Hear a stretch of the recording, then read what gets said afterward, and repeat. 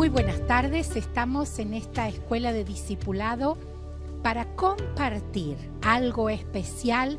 En esta tarde sabemos que el Señor tiene algo muy importante para cada uno de nosotros. Y hoy vamos a hablar acerca de los dos árboles. En la Biblia se menciona, en el libro de Génesis, la Biblia nos habla de los dos árboles. Génesis capítulo 2 habla del árbol de la vida y del árbol de la ciencia del bien y del mal. Y saben que es muy importante que nosotros podamos considerar el significado de estos dos árboles. Cuando Dios creó al hombre y luego a la mujer y los puso en el huerto del Edén para que ellos pudieran señorear sobre las aves, sobre los peces, sobre los animales, sobre todo lo que había allí en el huerto. Pero había algo que ellos no podían comer, y era del árbol de la ciencia del bien y del mal. Así que en esta tarde vamos a ver algunos detalles que nos ayudan a poder comprender de qué manera nosotros, cuántas maneras de vivir existen. Y también el otro principio es cómo se activa esa vida Zoe, esa vida espiritual en nosotros, y también lo que la vida de Dios es la vida de resurrección. Estos son los principios que nosotros vamos a compartir. Allí tenemos en nuestros apuntes, la Biblia nos habla de que Génesis narra que entre los árboles del Edén había dos árboles, como les decía al principio, el árbol de la vida y el árbol del conocimiento del bien y del mal. Vamos a leer Génesis capítulo 2, versículo 9, y luego versículo 16 y 17, y ahí nosotros tenemos este principio. Dice la Biblia, y Jehová Dios, Génesis, le doy un momentito para que usted pueda buscarlo, Génesis capítulo 2, versículo 9, y Jehová Dios hizo nacer de la tierra todo árbol delicioso a la vista y bueno para comer, también el árbol de vida en medio del huerto y el árbol de la ciencia del bien y del mal. Y vamos al versículo 16 que dice, y mandó Jehová Dios al hombre diciendo, de todo árbol del huerto podrás comer, mas del árbol de la ciencia del bien y del mal no comerás, porque el día que de él comieres, ciertamente morirás. Esto era el mandato de Dios. Esto era lo que Dios les había hablado. Ahora, el árbol de la vida es el árbol que nos indica la inmortalidad. Es el árbol del que habla luego en Apocalipsis también, capítulo 2, versículo 7, y el capítulo 22, en el versículo 2 y en el versículo 14, vuelve nuevamente a hablar acerca del árbol de la vida. Eso indica algo que está fuera de nosotros. El árbol de la vida indica esa inmortalidad, ese vivir eterno del que la Biblia nos habla, de la eternidad. Pero no depende de nosotros, sino es algo que está fuera de nosotros. Pero aquí nosotros lo vemos, el árbol del conocimiento del bien y del mal, y luego vamos a dar otra explicación también un poquito más extensa acerca del árbol de la vida. Pero el árbol del conocimiento del bien y del mal, dice aquí, es el árbol de la independencia. El primer paso para independizarse de la vida de Dios es la razón por la que Dios le dijo a Adán y a Eva, el día que de él comieres, ciertamente morirás. ¿Qué es lo que iba a morir? ¿Iban a morir ellos? No, iba a morir su espíritu. Iba a morir esa comunión con Dios, esa comunión que se cortaba a través del pecado, esa comunión que ya no iba a ser lo mismo, porque aún en la Biblia nosotros encontramos ejemplos cuando ellos oyeron la voz de Dios y dice, y tuvieron miedo. ¿Y por qué tuvieron miedo? si ellos estaban en el mismo ámbito donde vivían siempre?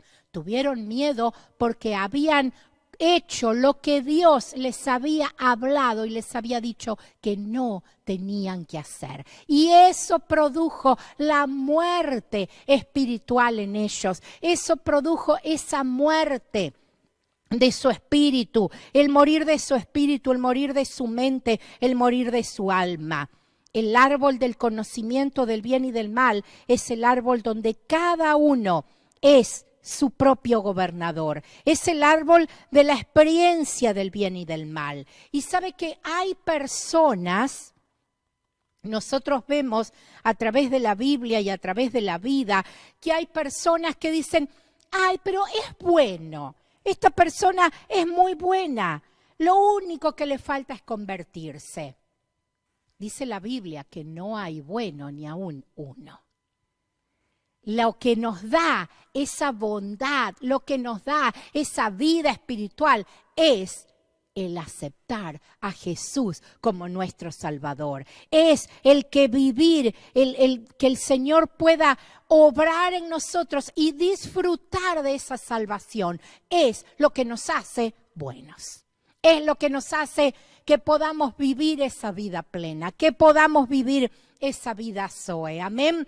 Dios quiere obrar en nosotros de tal manera que tú y yo podamos vivir esa vida plena. Eso que murió en Adán y Eva, cuando ellos comieron de ese árbol, cuando probaron del fruto de ese árbol, produjo en ellos la muerte espiritual. Produjo en ellos la muerte de su alma, de su espíritu, de su mente. Ya la mente que estaba siendo gobernada por Dios comenzó a ser gobernada por sus pensamientos y por sus propios pensamientos. Y muchas veces nuestros pensamientos son solo de mal. Pero Dios, ayúdanos. Señor, ayúdanos en este día a que podamos valorar la obra del Espíritu Santo en cada uno de nosotros. Volviendo al árbol de la vida. El árbol de la vida es el que representa a Cristo mismo. El Evangelio de Juan afirma, en él estaba la vida y la vida era la luz de los hombres. Comer de ese árbol es comer la vida de Dios. ¿Qué es? Y yo me pregunto y te pregunto en este día, ¿qué es en esta tarde? ¿Qué es la vida de Dios? ¿Qué es comer la vida de Dios? Es tener la naturaleza de Dios en mí. Es hacer lo que Dios es y lo que Dios hace en mi vida. Es la vida de Dios, esa vida divina, esa vida que no depende de nosotros, no depende de nuestro estado de ánimo, no depende de cómo nosotros nos sentimos. Esa vida es esa vida de Dios en nosotros. Mientras que la vida humana sí, es una vida que depende de, como lo decimos, de nuestra humanidad, de nuestra naturaleza humana, de cómo estamos, de cómo nos sentimos, si estamos bien, si estamos mal, de qué manera podemos sentirnos, y de esa manera nosotros actuamos. Pero nosotros debemos tener en cuenta que la vida de Dios no está sujeta a la voluntad humana, no está sujeta a ninguna fuerza humana. Comer del árbol significa comer de la palabra y depender de él. Todos tenemos dentro de nosotros estos dos árboles. Todos tenemos que enfrentar cada día la naturaleza humana y la naturaleza divina. Todos tenemos que hacer nuestras elecciones de vida de qué árbol vamos a comer, de qué árbol nos vamos a alimentar. O nos vamos a alimentar de nuestro pensamiento, de lo que sentimos, de nuestros sentimientos, de nuestra forma de actuar, o nos vamos a dejar guiar por Dios. Y vamos a permitir que la vida de Dios obre en nosotros. Y vamos a permitir que la presencia de Dios sea el que obre, el que nos hable, el que nos guíe. Que la palabra de Dios se haga realidad en tu vida y en mi vida. Eso es vivir una vida espiritual. Eso es vivir una vida plena. Debemos elegir si vamos a ser gobernados por el alma por lo que sentimos o gobernados por la palabra. En nosotros está cada día la elección. O hago lo que yo siento y pienso, o hago lo que la palabra me dice. Y hermanos, muchas veces oímos personas que dicen, ay no, pero esto era de la ley, esto era del Antiguo Testamento. Esto es la palabra que da vida. Esto no es una ley muerta, una ley pasada de moda. Esto es palabra que yo debo comerla. Luego vamos a ver en otro ejemplo, hermoso ejemplo que nos habla de comer esa palabra. Y esa palabra es la que produce vida. Si nosotros no nos alimentamos en nuestro cuerpo físico, si no lo alimentamos, si no lo hidratamos con agua, si no estamos alimentándonos, nuestro cuerpo pierde fuerza y perdemos la fuerza y nos debilitamos. Aunque algunos, bueno, tal vez precisamos más tiempo para debilitarnos, tenemos más reservas, pero si nosotros no nos alimentamos, perdemos la fuerza. Y si tú y yo no nos alimentamos de la palabra del Señor, y si tú y yo no hacemos de su palabra el comerla diariamente, el alimentarnos de ella, vamos a perder fuerza espiritual, vamos a perder esa vida espiritual. Y todo lo que hacemos, vamos a ver los resultados si nosotros lo hemos hecho en base a lo que el Señor nos dice y en acuerdo a su palabra. Vamos al principio número 2. Solo comer la palabra de Dios nos da y activa la vida de Dios. Vemos en el principio número 2. Solo comer la palabra nos da y activa la vida de Dios. Y en esto lo que animamos es a que podamos nutrirnos de su palabra, que podamos comer esa palabra, alimentarnos de la palabra, que ella es la que nos da vida. Cuando nosotros nos alimentamos de la palabra, creemos esa palabra que oímos, esa palabra que leemos, esa palabra que atesoramos en nuestro corazón, la creemos y actuamos en base a esa palabra. En tu nombre, usamos el nombre de Jesús. En tu nombre tú has de obrar milagros. En tu nombre, o sea, lo importante es, tu palabra dice, en tu nombre tú has de obrar milagros. Tú eres poderoso para hacer esto. Señor, creo a tu palabra. Como dice, lo que dices, lo que digas, te será hecho. Entonces creemos a esa palabra del Señor. Miren, en el libro de Ezequiel tenemos un ejemplo. En el capítulo 2, versículo 8, y luego en el capítulo 3 continúa, pero dice el 2:8, mas tú, hijo de hombre, oye lo que yo te hablo, no seas rebelde como la casa rebelde. Abre tu boca y come lo que yo te doy. Y miré, y he aquí una mano extendida hacia mí, y en ella había un rollo del libro. Y lo extendió delante de mí, y estaba escrito por delante y por detrás, y allí estaba toda una escritura. Pero mire lo que dice el 3. Me dijo, hijo de hombre, come lo que hayas, come este rollo y ve y habla a la casa de Israel. Y abrí mi boca y me hizo comer aquel rollo. Y me dijo, hijo de hombre, alimenta tu vientre y llena tus entrañas de este rollo que yo te doy. Y lo comí y fue en mi boca dulce como la miel. Comer esa palabra. En este estudio nos estamos acostumbrando a ese término de comer la palabra. Tal vez es un término que nosotros no hemos usado antes y no estamos muy acostumbrados, pero tú y yo debemos alimentarnos de la palabra.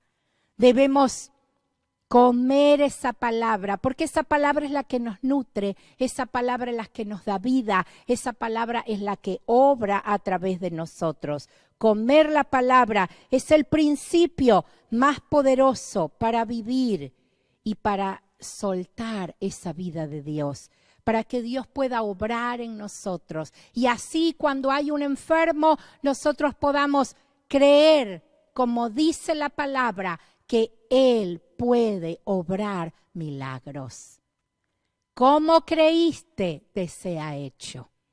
Y de esa manera nosotros creemos a la palabra y Dios ha de obrar milagros. Tendríamos muchísimos ejemplos para mencionar de personas, y como lo hemos hecho en la clase anterior que me tocó compartir a mí, que hablamos acerca del comer la palabra, como en distintos ejemplos de la Biblia encontramos ese término comer, que nos habla de nutrirnos de la palabra del Señor. Y vamos al principio número 3. En el principio número 3 dice, la vida de Dios es la vida de resurrección. La vida de Dios es la vida de resurrección. Y aquí vamos a Filipenses. Allí vamos a encontrar en Filipenses capítulo 3, versículo 10, allí encontramos este precioso versículo que nos muestra esta verdad. A fin de conocerle y el poder de su resurrección y la participación de sus padecimientos, llegando a ser semejante a él en su muerte. Aquí hay 3 cosas que nosotros debemos experimentar, debemos tener en cuenta. Lo primero es experimentar a Cristo. Cuando tú y yo conocemos a Jesús como nuestro Salvador, experimentamos esa salvación tan grande, esa salvación que cambia nuestra vida, que cambia nuestra historia, que cambia nuestro futuro, que hace un cambio en todo nuestro ser. También el poder de la resurrección. Él obra a través del poder de la resurrección. Es Él el que nos da vida. Él es el que obra ese poder. Estábamos muertos en delitos, en pecados, en cosas que no agradaban a Dios, pero Él nos da vida. Él nos resucita a una nueva vida. Él obra en cada uno de nosotros y también la muerte. ¿Qué es esa vida de resurrección? Es la vida de Dios tocando algo que en nosotros estaba muerto. Ese ser interior estaba muerto, pero Él dijo a través de la cruz, yo soy la resurrección en la vida, y el que cree en mí, aunque esté muerto, vivirá. A esa resurrección se refiere. Yo soy la resurrección. La resurrección va siempre delante nuestro. La resurrección es un presente en nosotros. Significa que todo lo que ha sido muerto en nosotros puede ser resucitado a través de la vida de Cristo en nosotros. Él vive en mí, Él vive en ti, Él te da vida. Tal vez por nuestra historia estábamos muertos. Y no estoy hablando en un sentido de muerto corporalmente, como también hay personas que han experimentado esa vida de Cristo. Estaban muertos, ya no había esperanza de vida, ya no había hálito de vida, pero Él lo levantó de la muerte para darle una vida nueva. Y ese es nuestro Dios, el que nos levanta de la muerte, el que nos levanta de la enfermedad, el que nos levanta de la tristeza, el que nos levanta de los vicios, el que nos levanta de las adicciones para una nueva vida. Ese es nuestro Dios. Cristo Jesús se paró frente a la tumba de Lázaro. Ruth lo comunicaba de una forma tan especial la semana pasada. Cuando hablaba de Lázaro, cuando él lloró, de Jesús, cuando lloró ante la muerte de Lázaro. Y bueno, ya toda esa explicación fue hermosa para nosotros. Pero cuando Jesús se presentó ante la tumba de Lázaro, Él no tuvo en cuenta el tiempo que hacía que Él estaba en esa tumba. Él tenía vida. Y Él quería darle vida a Lázaro. Y por eso dice en el pasaje de San Juan capítulo 5, versículo 25, encontramos, de cierto os digo, viene la hora, y ahora es cuando los muertos oirán la voz del Hijo de Dios, y los que la oyeren vivirán. Él, ante esa tumba, él sabía que aunque Lázaro estaba muerto, esa voz lo iba a levantar, lo iba a resucitar. Hermanos, nosotros debemos tener la vida de Cristo. Debemos vivir esa vida plena. Si por distintas circunstancias hay áreas en tu vida que se han muerto, Él quiere resucitarlas. Él quiere levantarte, Él quiere sacarte de ese pozo, Él quiere sacarte de esa desesperación, Él quiere sacarte de esa situación y Él quiere darte esa vida plena. Él quiere obrar milagros en tu vida. Él quiere que tú vivas esa vida de Cristo, que es una vida plena, que es una vida agradable, que es una vida nueva, distinta a todo lo que has vivido hasta este día. Anticiparnos a las situaciones y soltar la palabra es la mejor manera de lograr que cuando las situaciones difíciles vienen, ya está resuelta. ¿Por qué? Porque sabemos en quién hemos creído. El Señor no soltó la palabra en el momento, Él ya antes lo había hecho. Y Él nos da a nosotros ese poder, esa autoridad, para que tú y yo podamos dar esa palabra. Podamos soltar esa palabra con autoridad. Podamos vivir esa vida plena. Que en este día tú puedas tener esa experiencia y tú puedas experimentar a Cristo de una manera nueva, de una manera diferente. Que tú puedas experimentar el poder de la resurrección.